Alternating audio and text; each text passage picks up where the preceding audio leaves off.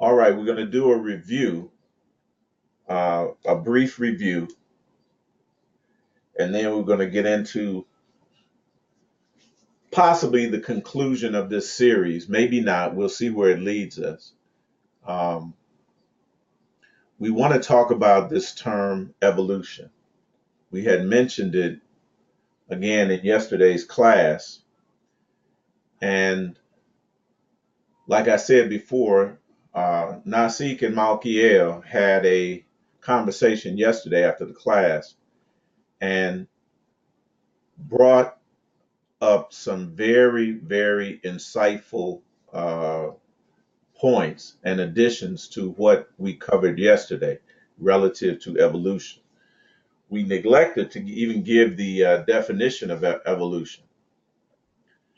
And this is we're going to see that this is very insightful and is going to connect us, to some insights and to some very critical information that our ancestors left us in the Bible. So the evolution, I spoke to Nasik this morning, and the definition, the quick definition of evolution that he gave was descent with modification from pre-existing species.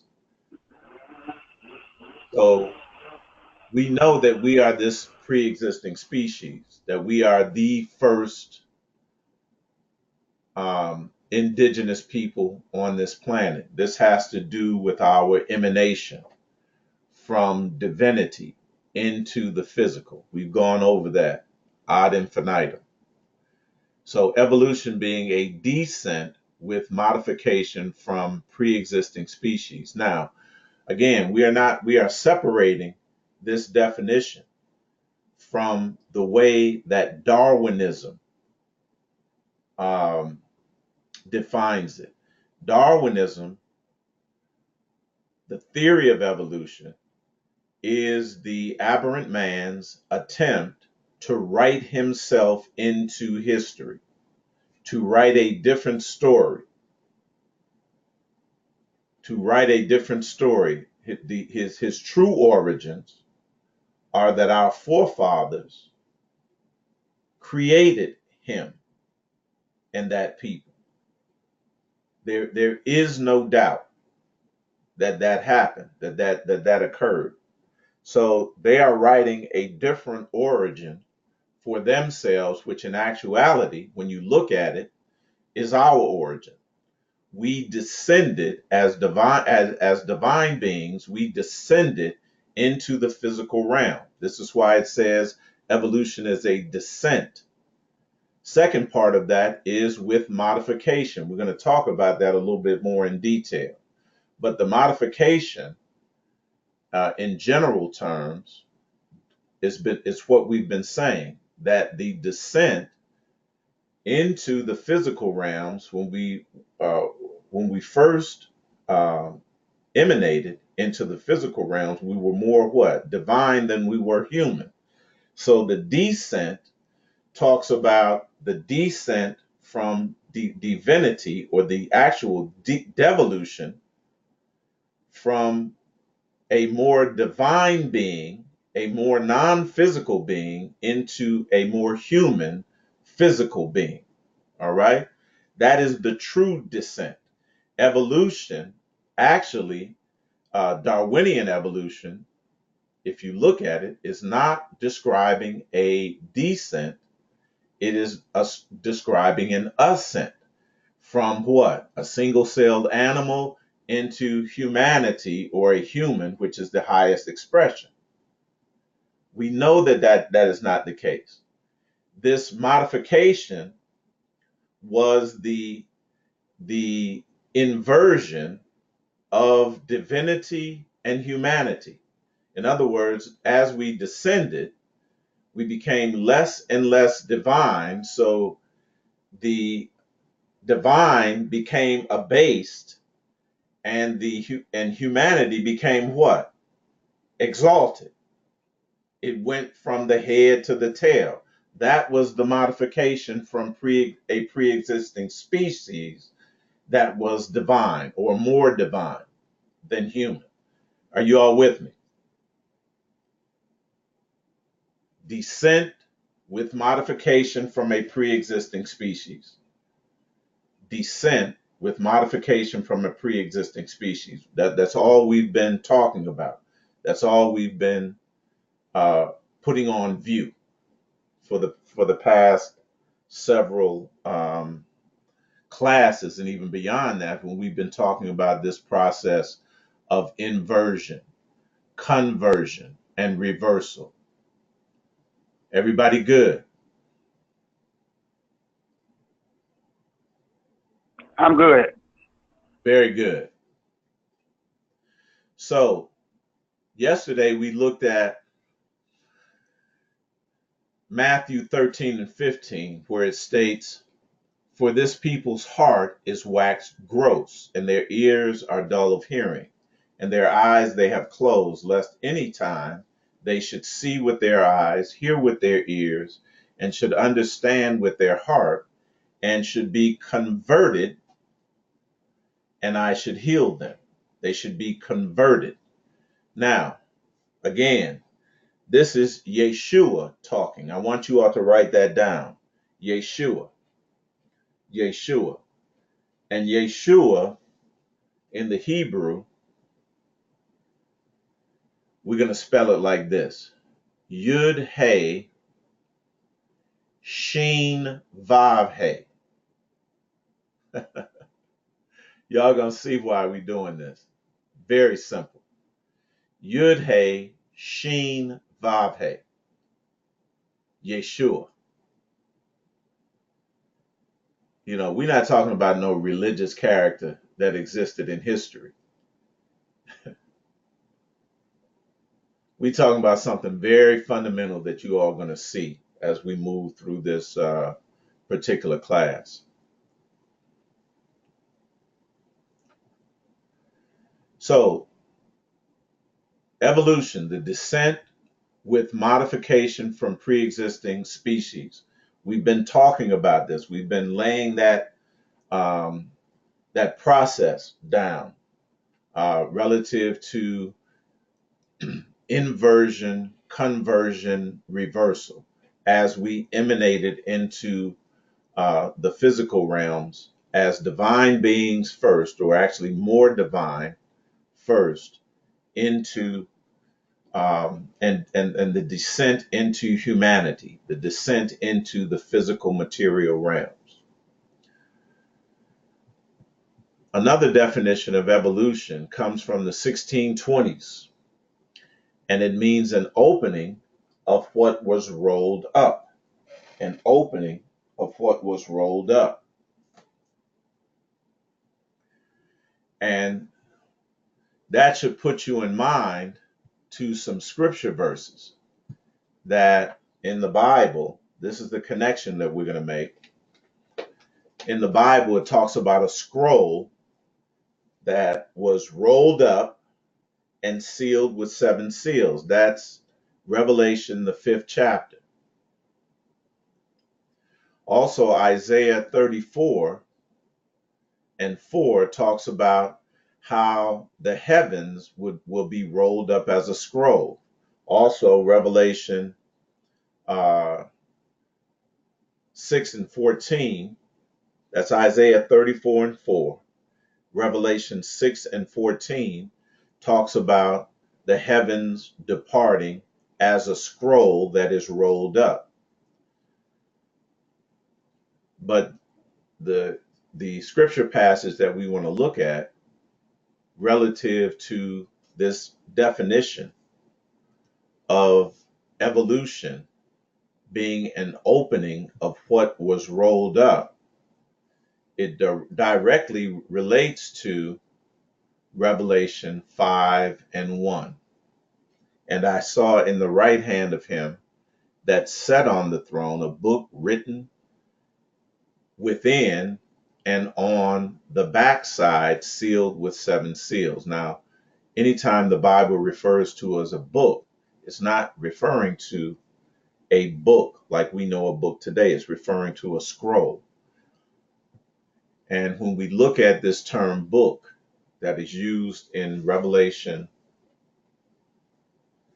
the 5th chapter and the 1st verse, it is the Greek word biblion, biblion.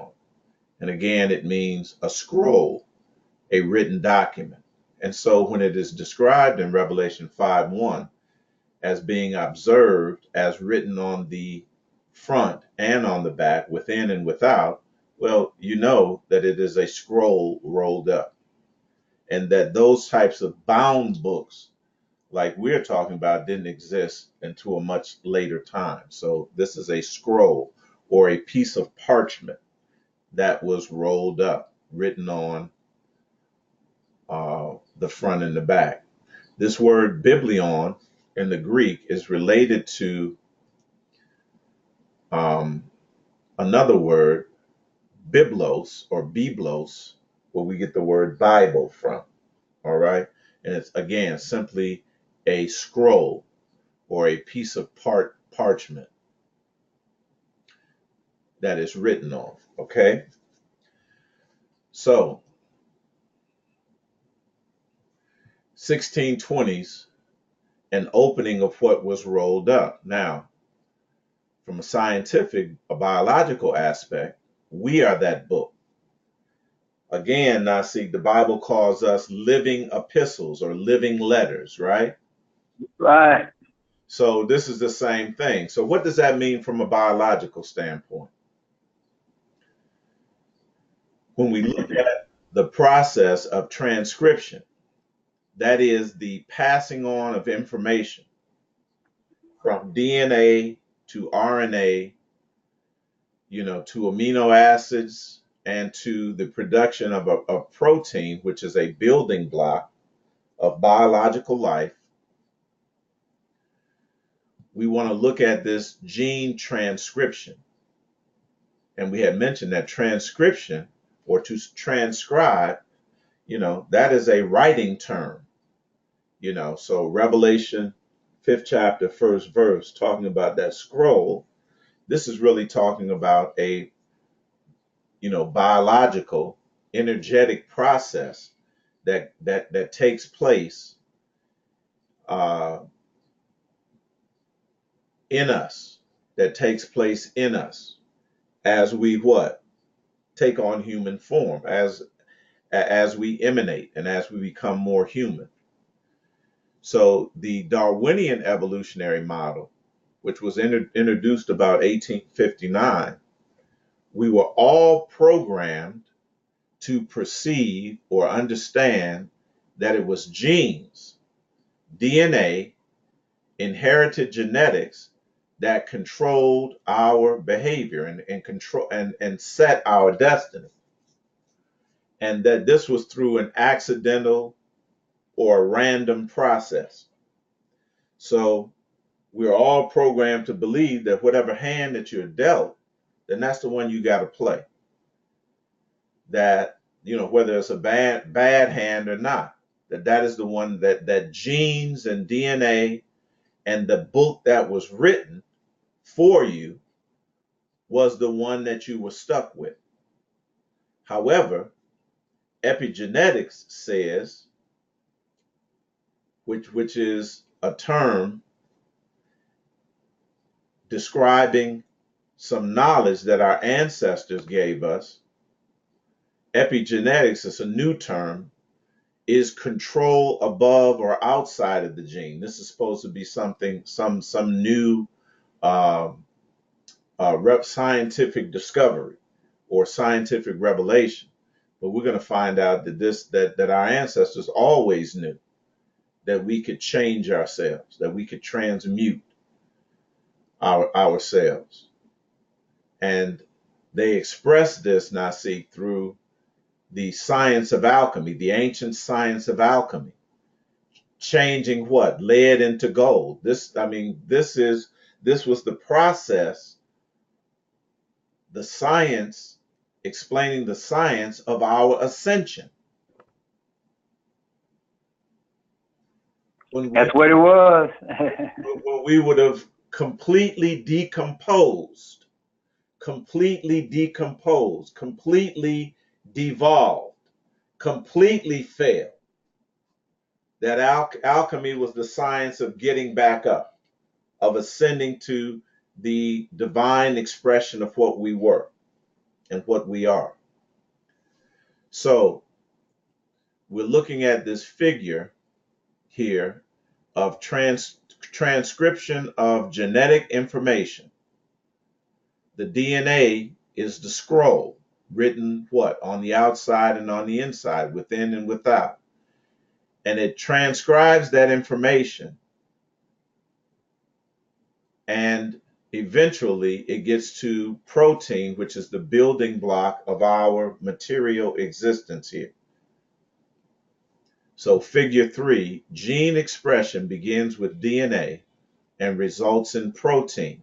Now, when I say protein is a building block, that's going to come into view, and it comes into view, family, when our ancestors kind of mixes these metaphors of a house. It's really not a mixed metaphor of a house or a temple or a tower that is built. Are you all with me? It's really not a mixed metaphor, because the scroll is like the blueprint to the house. Are you all with me? The scroll is like the blueprint or the instruction of the house that is being built, which is our bodies. Our bodies are the temple, the house of God, right? Or the house of divinity, of our divinity. It houses our divinity. And we know that it houses our divinity in the subconscious, right? In the subconscious. For simplicity, we will describe gene expression as if it were a linear process that begins with DNA and ends with protein. DNA being the scroll or the instructions or the blueprint, and ends with protein, which is the building block of our physical bodies. In reality, however, gene expression is part of an enormous, incredibly complex system of feedback loops. Simply put, gene expression produces proteins, which in turn regulate gene expression, sometimes directly, sometimes indirectly. The first step in gene expression is transcription. Again, transcription. Remember the scroll, remember the book. These are writing terms. These are writing terms, transcription. When a gene is transcribed, its double-stranded DNA is gently unwound by enzymes. Remember the evolution, the definition of evolution, an opening or unwinding of that which was rolled up. Who was worthy to take the book out of the hand of him that was seated on the throne? Loose the 7 seals and unroll or unwind this process. It's talking about what? Control above the gene, rewriting the information genetically, and thus rewriting our destiny, or writing our ascension program, writing our ascension program. Are y'all with me?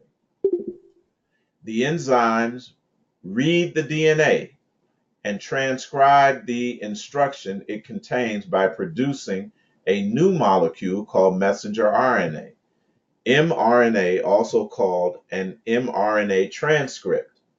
So again, this transcription, transcript, it's a scroll. It's an actual scroll that is being unwound. Then DNA is rewound. During gene expression, a single gene may be transcribed repeatedly to produce many RNA, messenger RNA copies.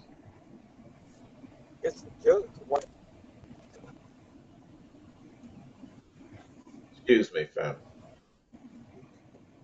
As we will see later in this tutorial, controlling transcription or controlling what is written on that DNA is at the heart of epigenetics, and epigenetics means control above or outside the gene, and we, with our elevated consciousness, are that control outside the gene, which means that we can image ourselves as divinity according to our own will.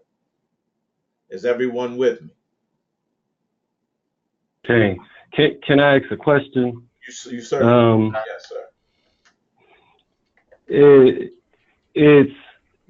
It appears as if it's as simple as sitting down with a book and a pencil and writing your destiny out as to what you want and who you are.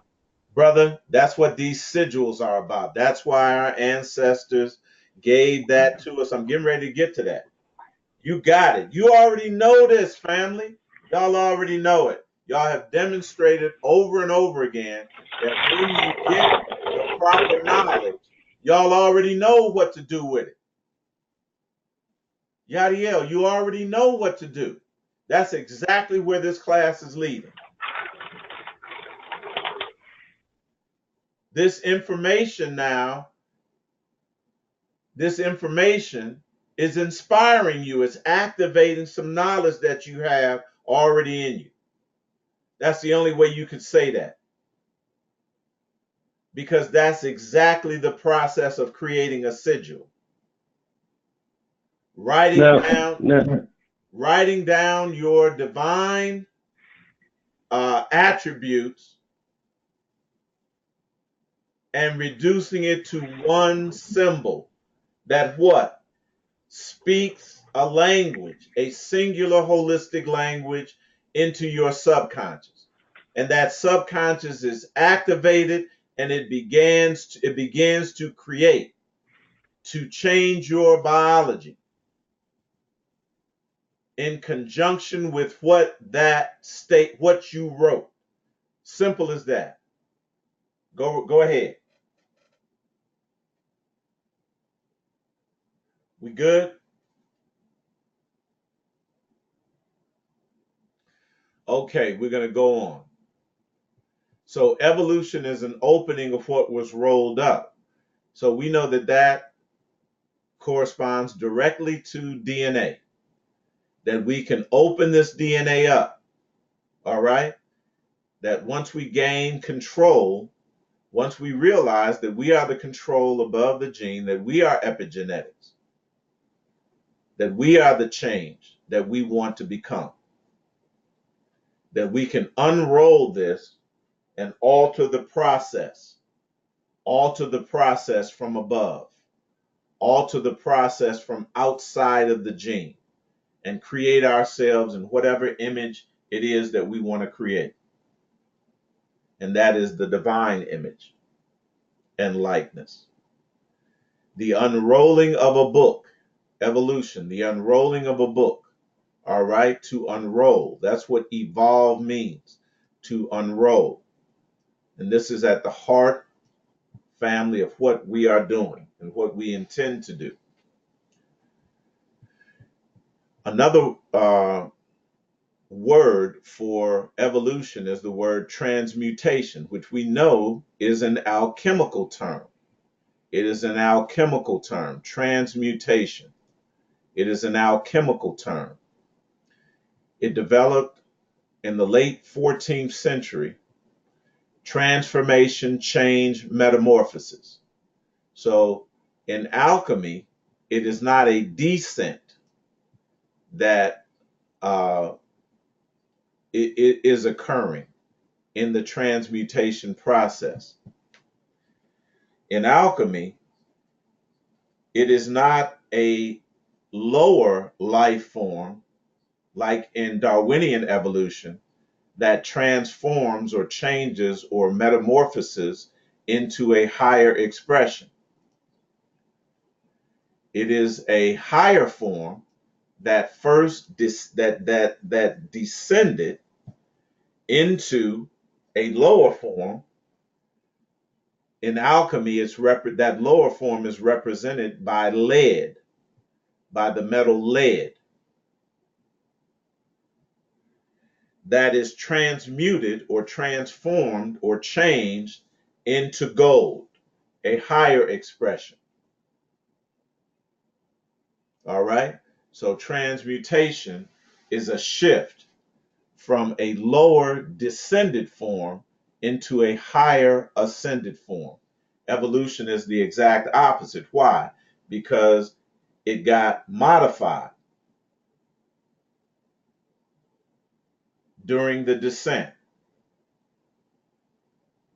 And humanity, the physical, the material, which is really the lowest form of existence, if you're a deity, if you're a divine being, was what? Put on the throne. It was exalted. And divinity was debased. It was debased.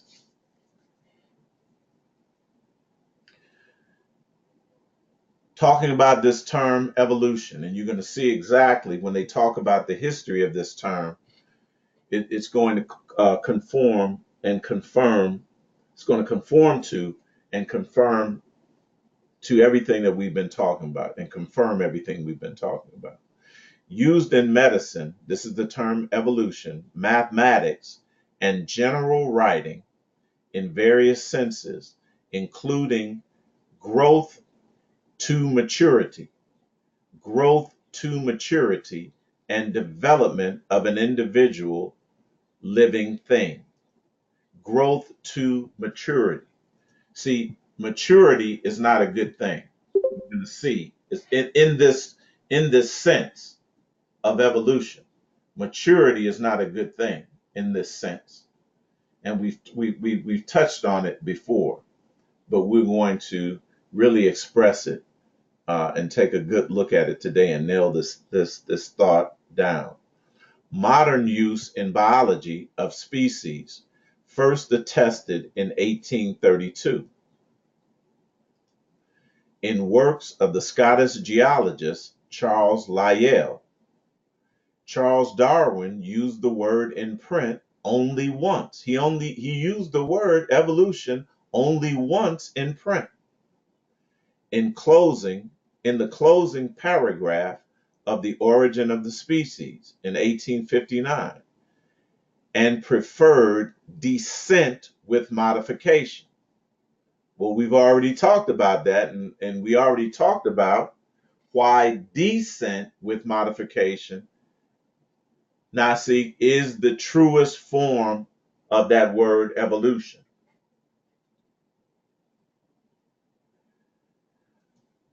In part, That's correct.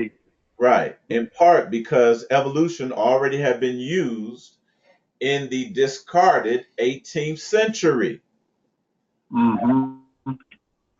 Homunculus theory of embryological development, first proposed under this name by Bonnet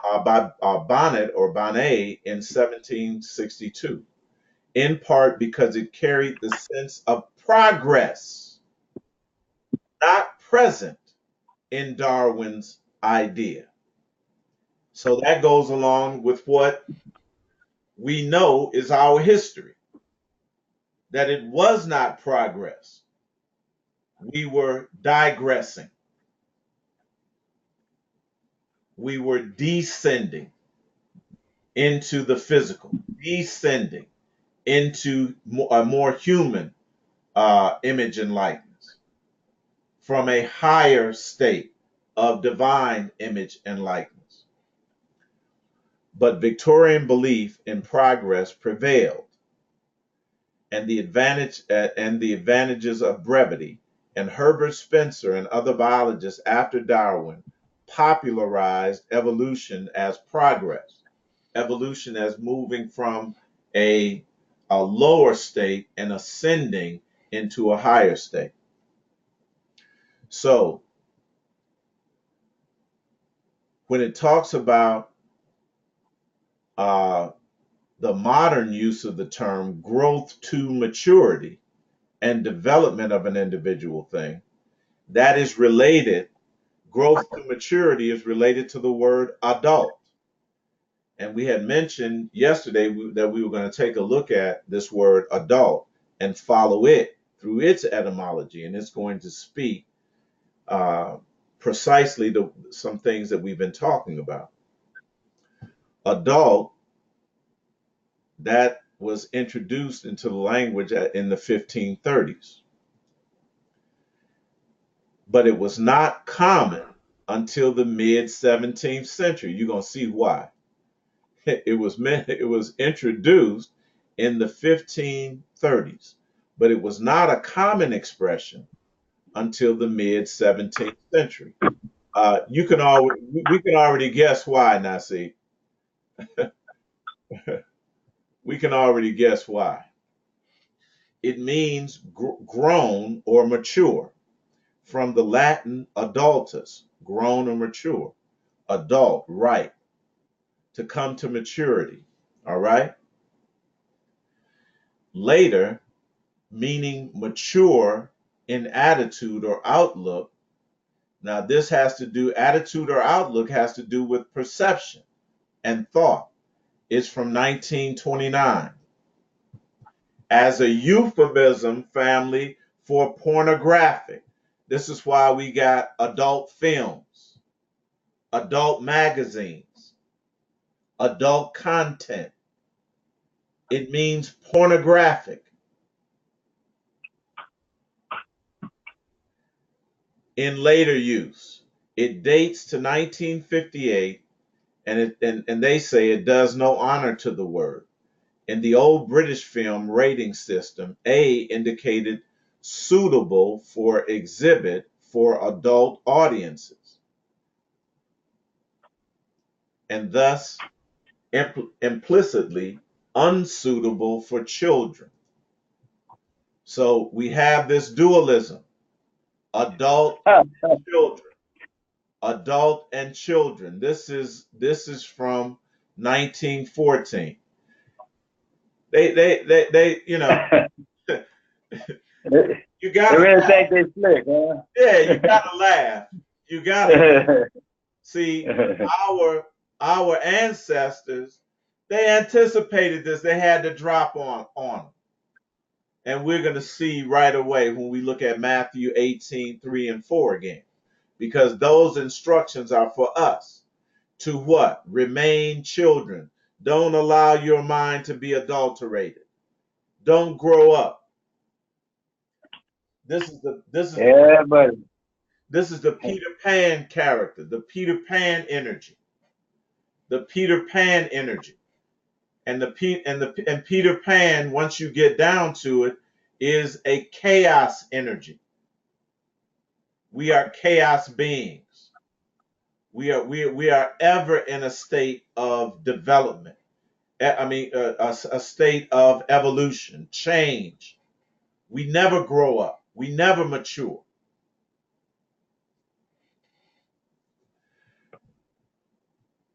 Let's look at the verb form adulterate now. Adulterate, from adult to adulterate. Now see, it means debase, to debase by mixing with foreign or immaterial or inferior material. Adulterate means That's to what debase. becoming an adult means. And we've always and consistently point out this compulsory educational system. Right. At a very early age, it begins to adulterate us, to debase us. Everything is flipped upside down, family. The 15. Absolutely. Yeah. So again, now watch this now. Now remember, adult came into use in the 1530s, correct? But it says it Right. wasn't common until the mid 17th century. But look at the word adulterate. 1530s. 1530s. So it always had this negative connotation. Right.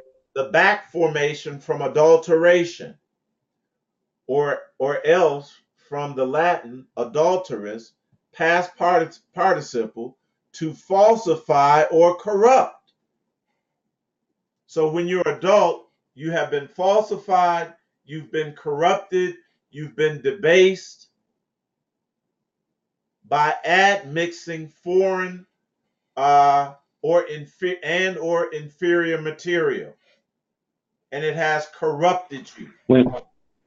When you become an adult, you can do any and everything under the sun that you couldn't do as a child. That's correct. And most of those things are destructive to the body. Absolutely. Absolutely, brother. Absolutely. And then they linked it to this act of committing adultery. And committing adultery, let me get to it. Because see, we gotta divorce ourselves literally, now see, from the moralistic There you go. There you go. There you go. and what Wow. it's going to tell us. Let me see if it's here. Oh, adultery originally means approaching another unlawfully. That's all it means. Approaching another unlawfully. And now see, we're talking about the supreme law being holistic. Right. So unlawfully would be from a dualistic standpoint, Right. as something separate. And the scriptures, love your neighbor as you would love yourself, correct? Right. This is just basic law. Basic law. It doesn't have anything to do with any moral law. So adulterate, it means you've been made impure. All right? This whole process of becoming an adult, of growing to maturity due to development. And all of this is just mental. It's just mental more than it is physical. It is mental more than it is physical. Matthew 18:3-4. And said, verily, I say unto you, except you be converted and become as little children. In other words, to become unadulterated, ye shall not enter into the kingdom of heaven. Whoso therefore shall humble himself Yeah. as a little child, the same is the greatest in the kingdom of heaven, because you are unadulterated. You are unadulterated. You are pure. You become not debased or corrupt or impure or false mentally, from a mental standpoint. That's that ego. Absolutely. Absolutely. That's why it says that. That's why I said a double-minded person is unstable in all of his ways because of the adulteration, right? That's correct. That's absolutely correct. It has everything to do with dualism versus Yeah. So yesterday we talked about this, their attempts to write themselves into our story and write us out. And they did this with this character, Darwin. All right. You know why? Because Darwin we just saw Darwin had the purest definition of the word evolution in terms of descent with modification. We just said that they wrote Darwin out. Right. Says that they wrote Darwin's theory out. They said in 1762, and in part because it carried a sense of progress, not present in Darwin's idea. So they killed that idea. I'm going to show you them killing, ritualistically killing our idea of evolution, in killing the character Darwin in the X-Men series. All right? And we'll say X-Men, Darwin's death. They're showing part of it here, the death scene. He was the first one to die. He was the first among, so that this is not, see, they know this. Ritualistically, evolution had to do with melanated people. Absolutely, right. Melanated divine beings descending into the physical realms and descending. That's what it was. And Darwin had that theory. So they got to kill Darwin. Watch how they do it.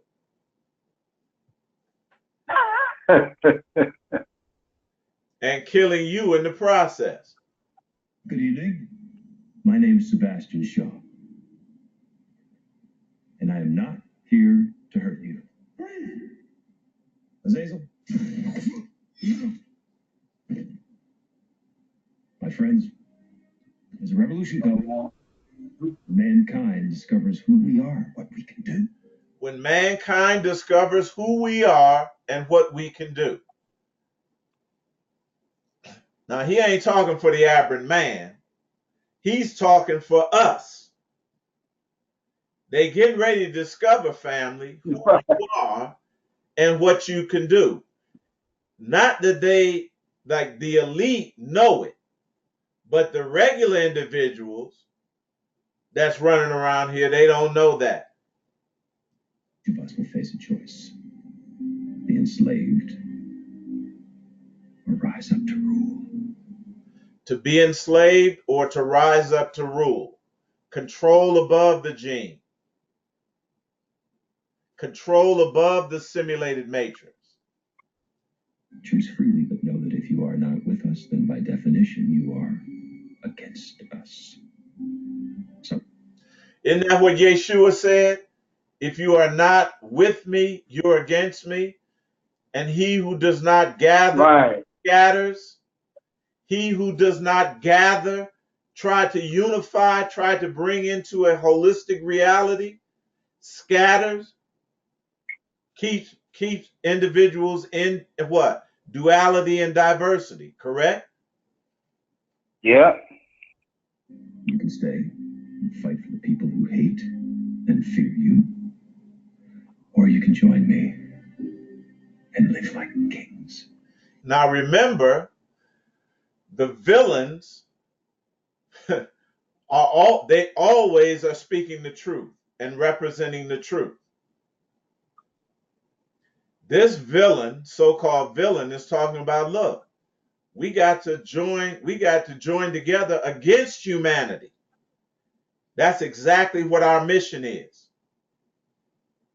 Not in a physical sense, family, but we have to fight against this ego.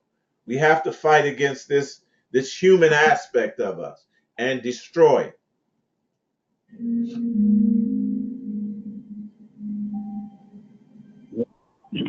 Queens.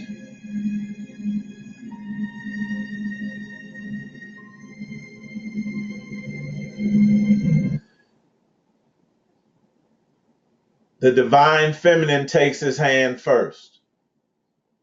Watch this, family. That is Lenny Kravitz's and Lisa Bonet's daughter. You know, they always going to use mixed ancestry, female. That's mixed. Always. This is part of the ritual. She's the one that takes his hand first. But watch what happens.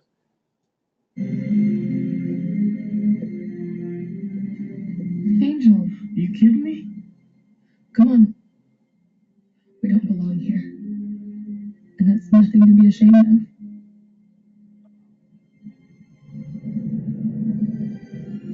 We have to do something.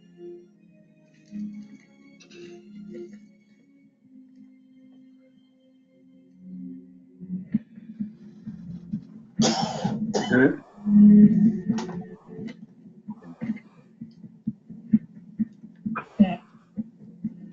I'm coming with you. The two melanated people. I'm coming with you. Good choice. So tell me about your mutation. Well, I adapt to survive. So I guess I'm coming with you. I like that.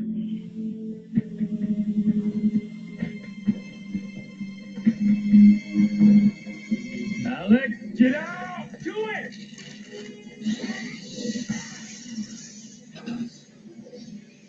Protecting your fellow mutants? Gesture.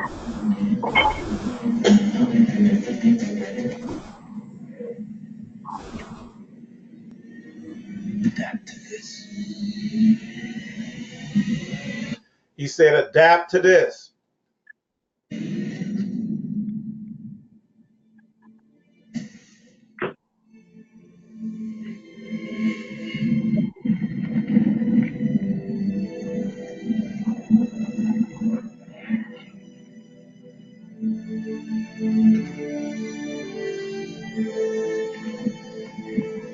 You're trying to fight it. But of course, they gotta kill ritualistically, they gotta kill the representation of the melanated man, of melanin. So Darwin had to go because his theory of evolution, family, told the story of our descent into the material realms and our descent from divinity to humanity.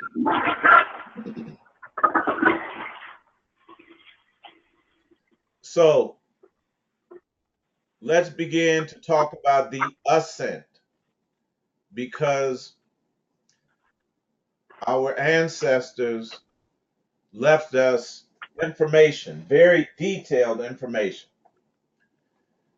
both in sacred writings, written on external scrolls, family, and these instructions, this knowledge is written in us as well. It is written in us as well, and you all will recognize it. Besides the scroll, which are the instructions of building and constructing the tower, building and constructing the temple, building and constructing rather our physical bodies, our physical representation, the tower. We're going to take a look at the tower, all right, as a symbol.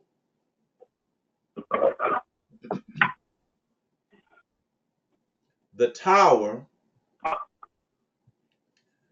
the word tower in the scriptures in Hebrew is the word migdal.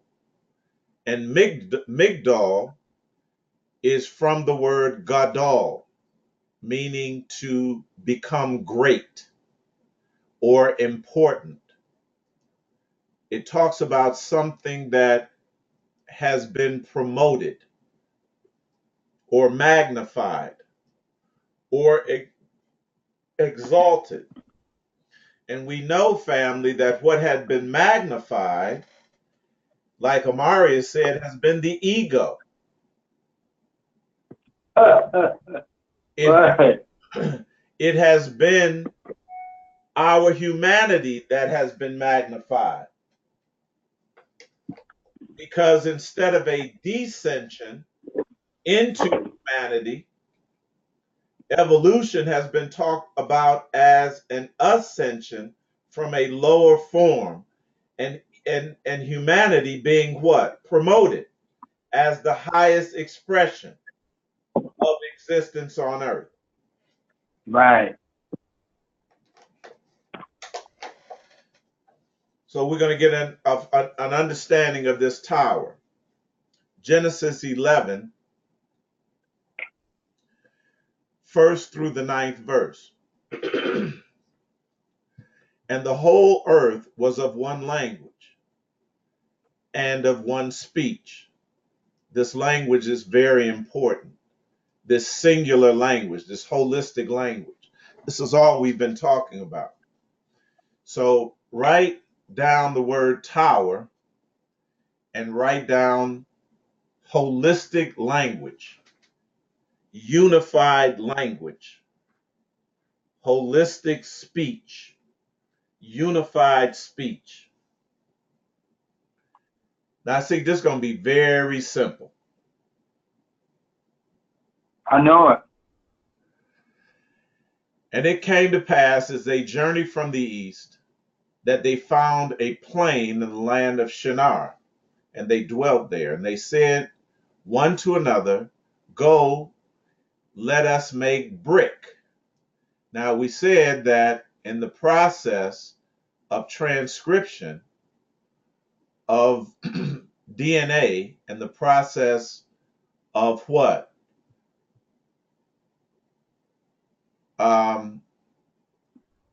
Producing the protein as the building block, we see this same process here. Let us make brick. Burn them thoroughly, and they had brick for stone, and slime they had for mortar. Now again, this is not so much talking about something that happened in history. This is a symbolic representation of the process of transcription and the producing of protein that we just went over in the building of the human body.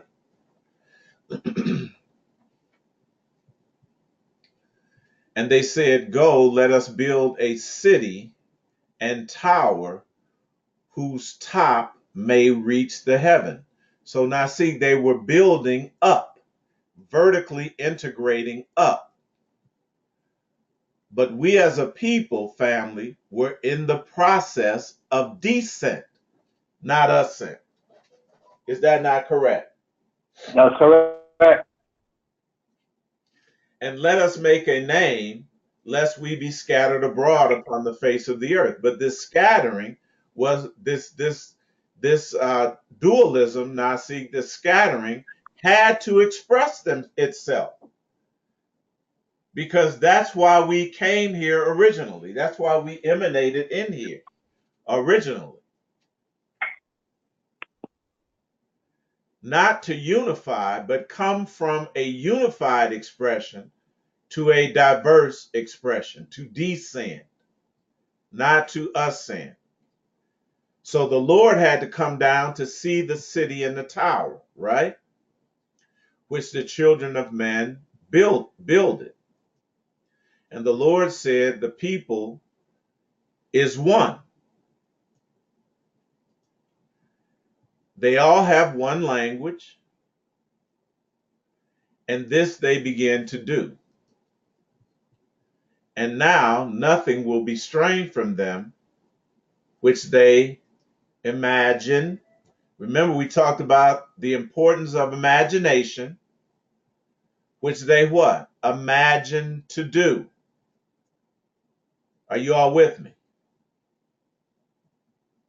That's correct. We were not allowed, family, to imagine ourselves as divine at this point, because that would have forestalled and the process of dissension, which had to take place. This flaw had to be manifested fully. Now see, in its fullness. to be exposed, healed, and eliminated. Excuse me.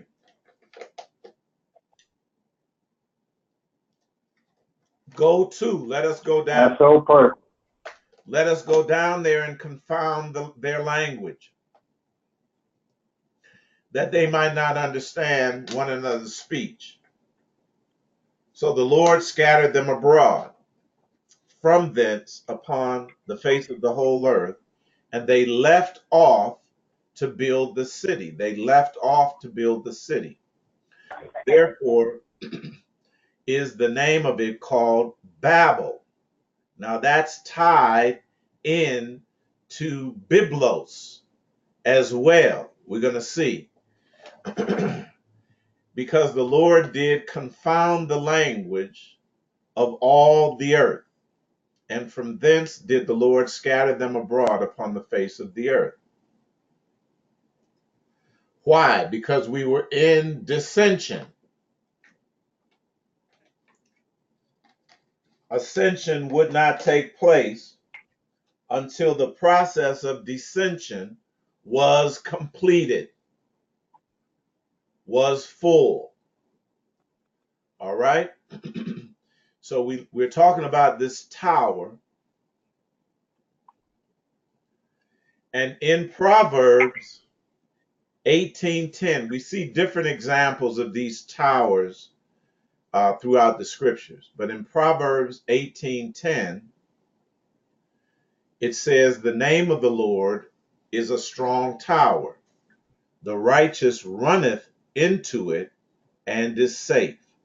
The name of the Lord is a strong tower. We're going to look at this. That's Proverbs 18. Proverbs 18 and 10.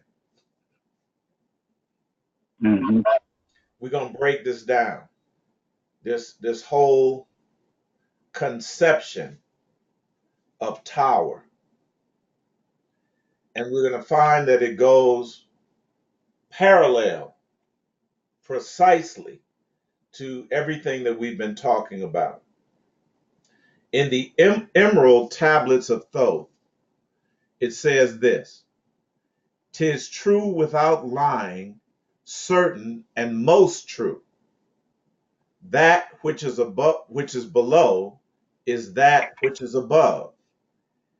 Remember, the tower touched heaven and earth, right? It was supposed to reach heaven. That which is below is like that which is above. That which is above is like that which is below, to do the miracles of one only thing. And as all things have been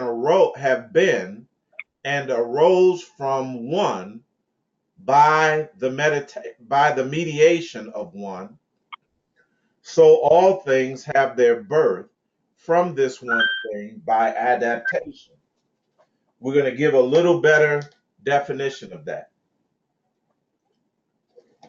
or a little clearer version of that particular passage from the emerald tablets of Thoth. "In truth, without deceit, certain and most verifiable. That which is below corresponds to that which is above, and that which is above corresponds to that which is below, to accomplish the miracles of the one thing. And just as all things have come from this one thing, that is our divinity, through the mediation of one mind, so do all created things originate from this one thing through transformation." This transformation is evolution. It is evolution in the term Nasik, in the version of descent from a higher form, and then ascension back into that higher form. Right. This is going to get into the power of the name. The name of the Lord is a strong tower. The name of the Lord is a strong tower. Let's look at this. In the name of the Lord, the tetragrammaton, we have 4 symbols.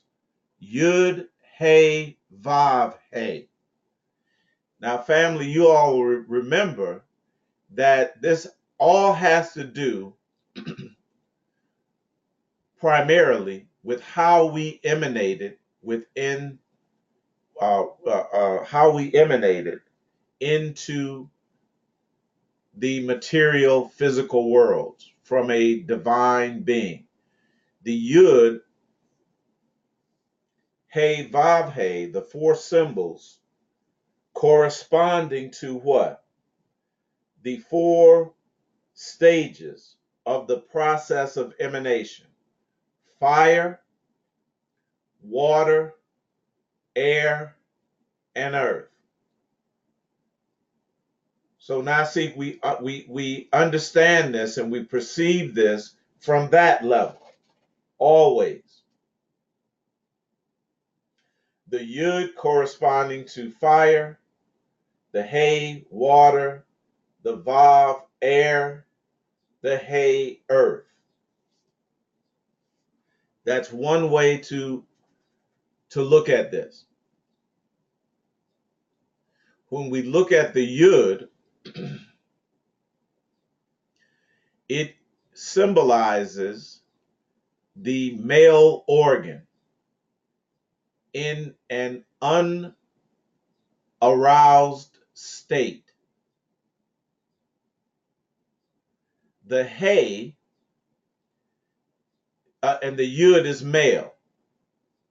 The He represents an opening or an aperture, the female yoni. The Vav indicates or symbolizes the male organ in arousal or extension, and again the expression of the He, the feminine opening or aperture, opening in birth. All right? Are we seeing this? So I see it. it is expressing in one symbol, or in these 4 symbols, it is expressing the the energetic aspect of the process of emanation, as well as the act of physical birth through copulation. So it is at once a symbol of spiritual descension and incarnation through the physical act of birth. Do we see this? Is it clear, family? To me, it is. Okay, Eitai. All right. Now let's build the tower. Let's build the tower. All right. Let's make the building. Put the what they did now, see, is put the Yud, the male, on top in vertical integration, correct? And then they put the feminine under the male. Inversion. Inversion. Follow me now. Now the combination of the two represents, in other words, the Vav and the He represent in the Genesis story the serpent, which combines both male and female aspects. So when we look at Genesis, the second chapter, which illustrates this vertical integration, I think it's the third chapter of Genesis. Let's look.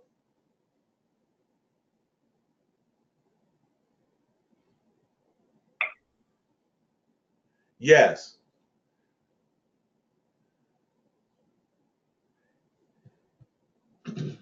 And the ninth verse, third chapter, the ninth verse. And the Lord called unto Adam and said unto him, Where art thou? And he said, I heard thy voice in the garden and was afraid, because I was naked and hid myself. And he said, Who told thee that thou was naked? Hast thou eaten of the tree? Wherefore I commanded thee that thou shouldest not eat. Now, eating from the tree, the forbidden tree, family, follow me, is the same as Genesis 11, erecting the tower that what? Touches heaven. They were holding on to or trying to activate divinity, Nasi, in the descent.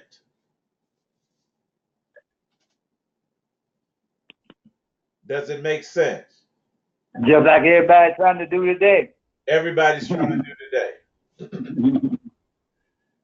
It was before time. So this vertical integration, this inversion and vertical integration took place.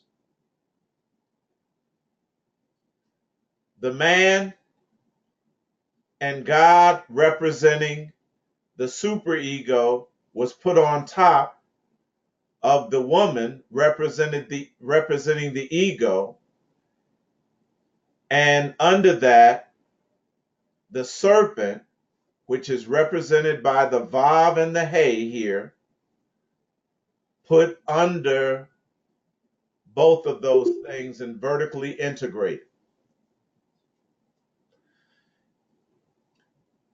Follow me now. The yud value is 10. The hay value is 5. The vav value is 6. The hay value is 5, totaling 26, which is the usual number of characters in any language. Are you all with me? Is everybody with me now? That's pretty sharp there, boy. Our ancestors did this now. So again, vertically integrated, it looks like a tower. Or, Nasi, a hierarchy. This is how they represented it in the hierarchy. The hierarchical structure of what? The simulated matrix. And this is how we were incorporated into it. Yud at the top, Yud Hey Vav, and then Yud Hey Vav Hey at the base or at the bottom.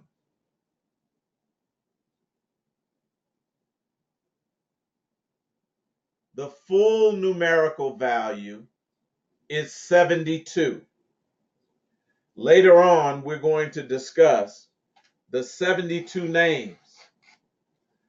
Later on, we're going to discuss the 72 conspirators of Set and incorporate this in. But for now, we just want to look at the power of the name.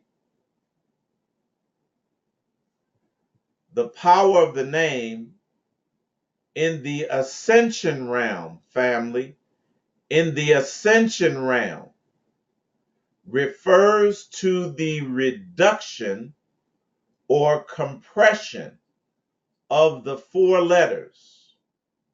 In other words, we want to take these 4 and make them into one thing. Are you all with me?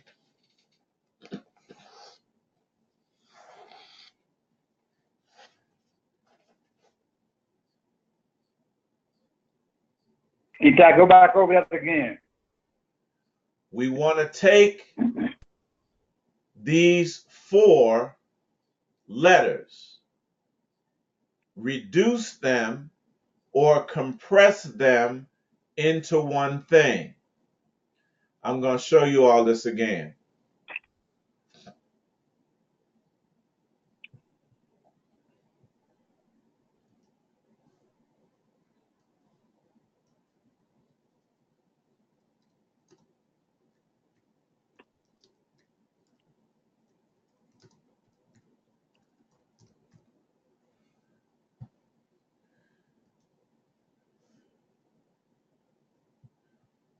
You remember we looked at the towers collapsing. You all remember? Right. And they collapsed down or compressed into, they fell into themselves and collapsed down. This tower, vertically integrated, Yud-He Vav-He, which represents a language family. It represents all 26 characters of the Hebrew alphabet. 10 and 5 is 15, plus 6 is 21, plus 5 is 26. It represents all 26 characters of the Hebrew alphabet, and thus it represents one language. Are you all with me? Got it. We have to make these 4 things one thing. This is what we're instructed, because it all came from one thing. Everything comes from one thing. But in the physical, it becomes dualistic and diverse. This is why the language was confounded. During what? The descension. During the ascension, it has to be one language. It has to be compressed and reduced back into one language, as it was in Genesis 11. Is that clear enough, or am I confusing everyone? That's clear to me now. Clear. All right. So the way that it is represented for the Hebrew language, let's deal with the Mogen David, all right, the Star of David. And you see in the Star of David, you have the Yud above, you have the Yud below, you have the Vav above, you have the Vav below, you have the He above, you have the He below. And the representation of the compression of the name Yahuwah, and thus the compression or reduction of the Hebrew alphabet or the entire language into one thing, it's called the seal of David. I'm sorry, the seal of Solomon, or the Star of David.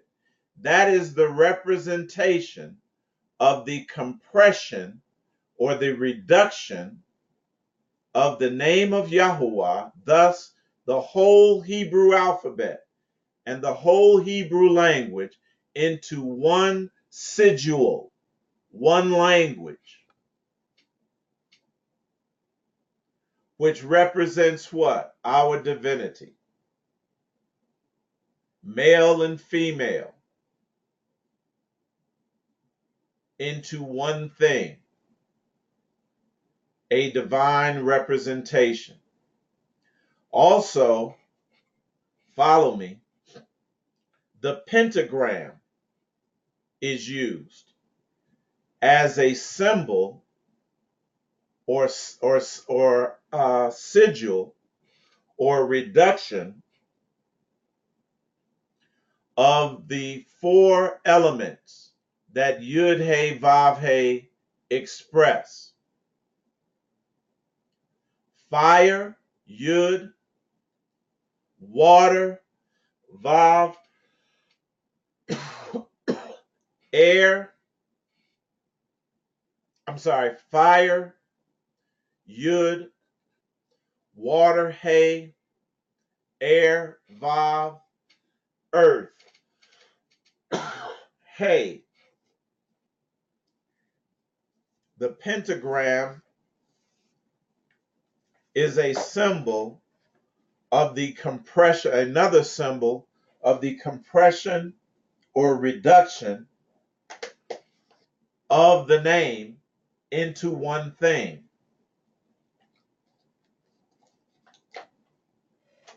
I'm talking about unified language right now. They add a fifth element here that they call spirit.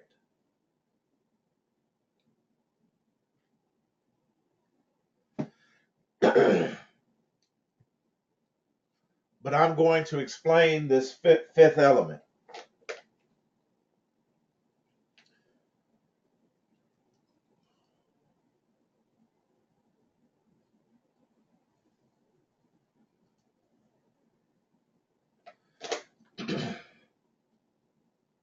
The five elements.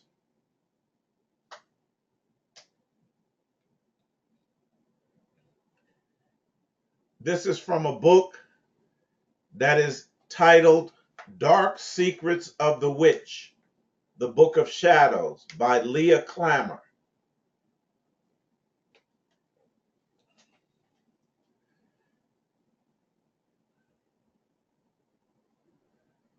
The Yud He Vav He also refer to the four cardinal elements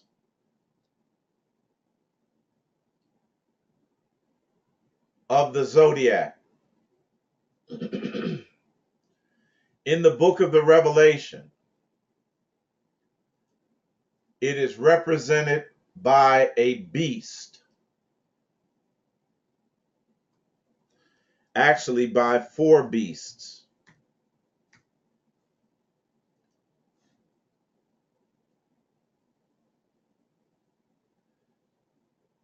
In Revelations, the 4th chapter, verses 6 through 8.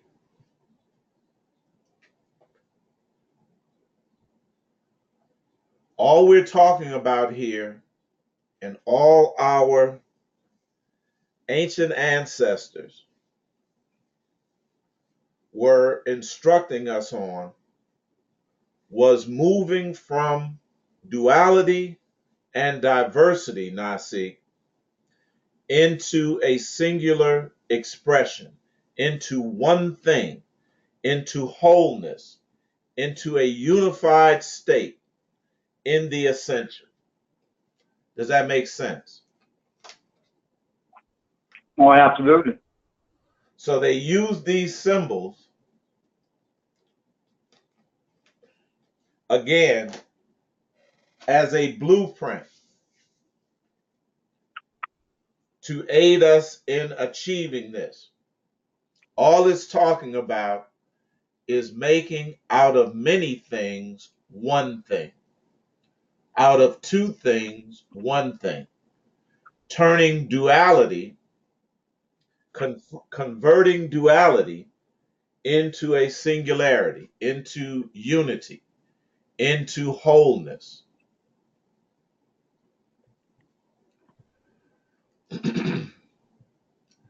Going to the book, The Dark Secrets of the Witch, the Book of Shadows by Lena Klammer.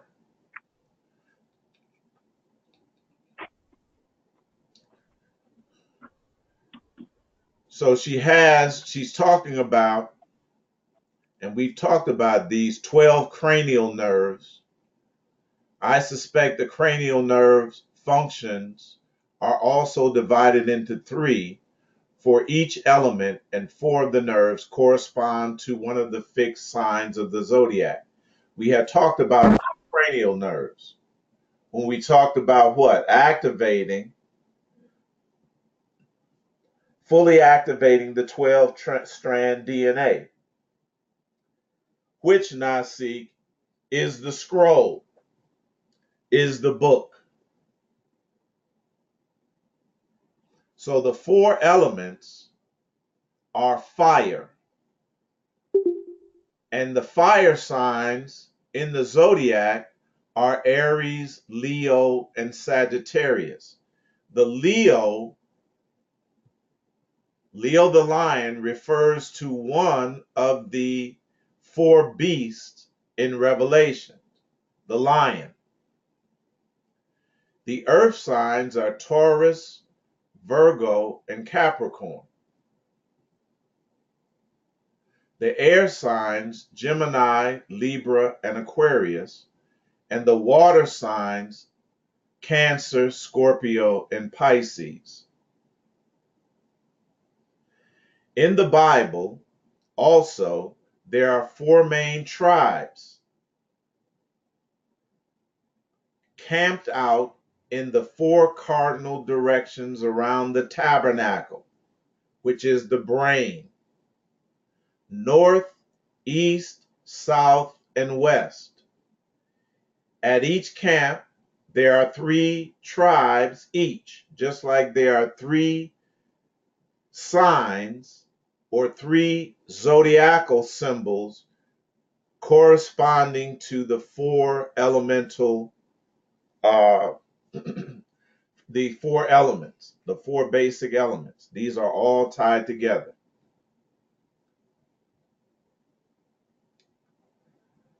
This again is the symbolism of the zodiac and 12 cranial nerves around the brain.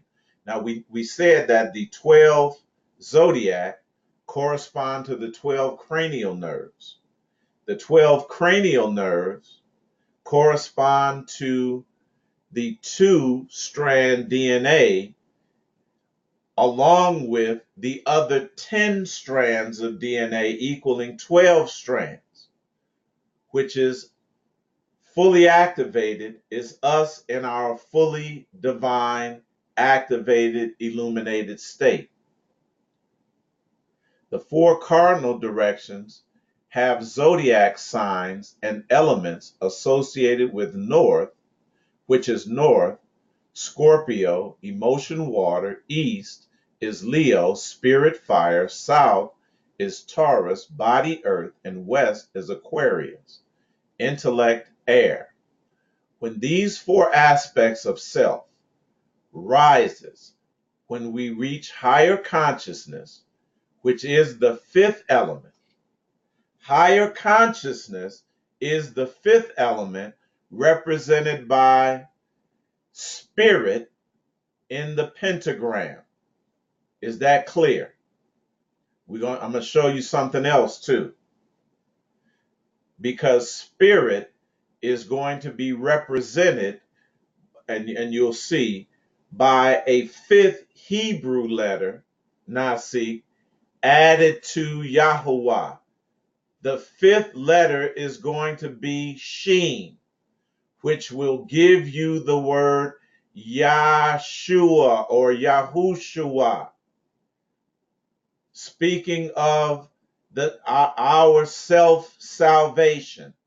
This is nothing that is outside of ourselves. She's going to explain it here. When these 4 aspects of ourself rises, we then reach the higher consciousness, which is the 5th invisible element, the 5th letter in the name Yahuwah. The fifth element is ether. As in the last chapter, the geometrical shape associated with ether is a dodecahedron, which has 12 faces. Again, getting back to the 12 strands of DNA, the 12 zodiac, the 12 tribes of Israel, the 12 cranial nerves. In Hebrew, the title and name Yahushua is the fifth element. Is it making sense, family? Yeah, conceptually it is. The tetragrammaton, meaning 4 letters, is Yud He Vav He. That's what we show here. The 4 letters in Yud He Vav He describes everything in existence. Is it making sense? Mm-hmm. They symbolize the 4 elements: earth, water, air, and fire. The Yud in Yahuwah is the element fire, which is Yan. The first H is the element water, which is Yin. The Vav in Yahuwah is the element of air, which is Yan. Inversion. And the last H or He in the word is earth, which is Yin. Therefore, Yahuwah is the essence of fire, water, air, and earth, which encompass everything that exists in the universe, the alternating current of Yan and Yin. This is also in harmony with the Eastern views of Buddhism and Taoism.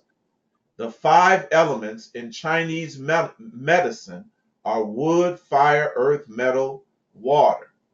Even though Taoism has 5 basic elements instead of 4, each one is predominantly yin or yang, yin being female in polarity, yang is male polarity. I'm not speaking of gender. It's about polarity, as in the polarities in a battery. Everything that exists has both polarities. It just more dominant in either yin or yang. Now here we go. The Hebrew letter Shin in the Hebrew alphabet looks like a flame and symbolizes the eternal flame or spirit, which is divine revelation, higher consciousness. When the Shin, the flame within us, is one with the 4 elements, symbolized by the letters Yud He Vav He, the name of the Hebrew God, then that individual becomes Yeshua. You are Yeshua. Are you all with me? You become your Savior. You become the what?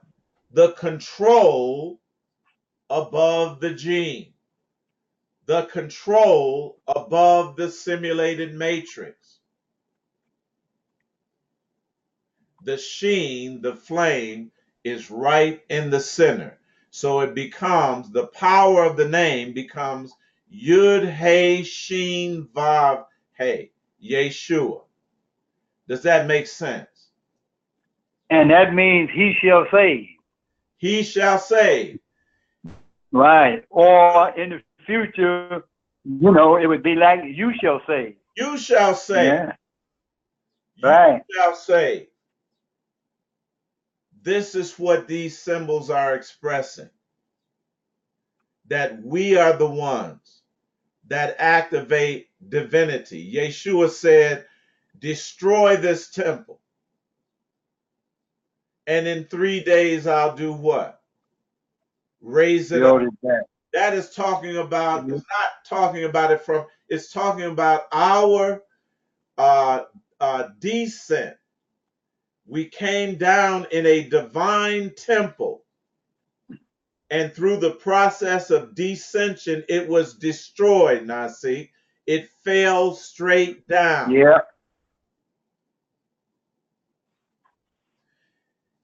And as Yeshua was 3 days in the earth, in the underworld, in the subconscious, activating those subconscious powers that reside in all of us, family. If I lay it down, I have the power. We have the power to do what? Ascend and raise it up. Yeah. And we do that. The beginning of accomplishing that, Yadiel, like you were saying, is to write these divine affirmations down relative to your divinity. Reduce them down to one symbol, one sigil. Activate that sigil to where it goes into the underworld, goes into the subconscious, and begins to activate these divine magical abilities and characteristics within you. Does it make sense, fam? Yes, it does. Dang. Very simple thing. Very simple thing. Our ancestors left us. I mean, this is just wonderful to me. And it is so simple. But if we have an adulterated mentality, we're not going to see it. If we're thinking as humans, we're not going to do it.